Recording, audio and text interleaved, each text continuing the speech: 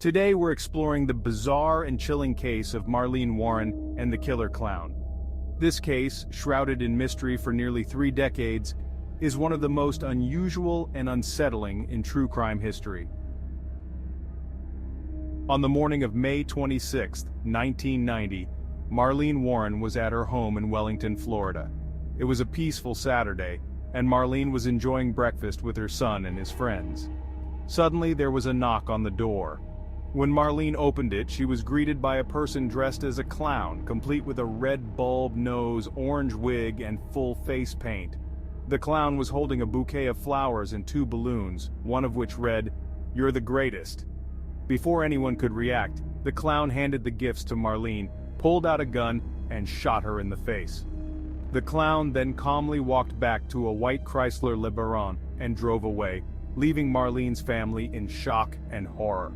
Marlene was rushed to the hospital but succumbed to her injuries 2 days later. The investigation that followed was intense. Detectives had a baffling crime on their hands with very few leads. The image of the killer clown haunted the community, creating a sense of unease and fear.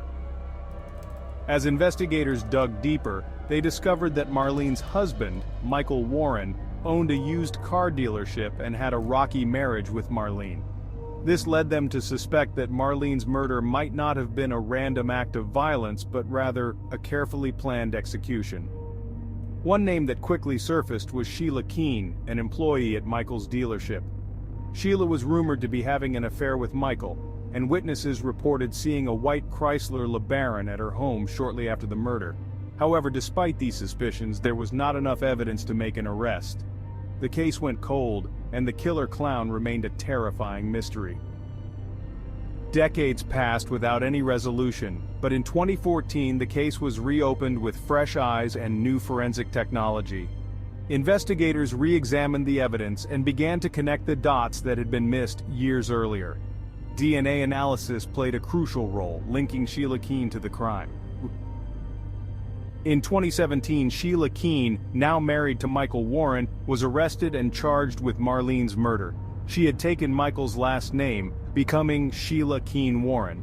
The arrest shocked those who remembered the case. The woman who had evaded justice for 27 years was finally facing the consequences of her actions. The trial, however, was another drawn-out process, filled with legal wrangling and delays. Prosecutors alleged that Sheila had donned the clown costume to disguise her identity and carry out the murder, driven by her affair with Michael and the prospect of being with him without Marlene in the picture.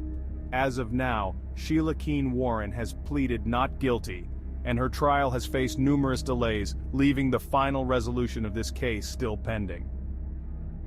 The bizarre and haunting image of a killer clown knocking on Marlene Warren's door remains one of the most disturbing aspects of this crime.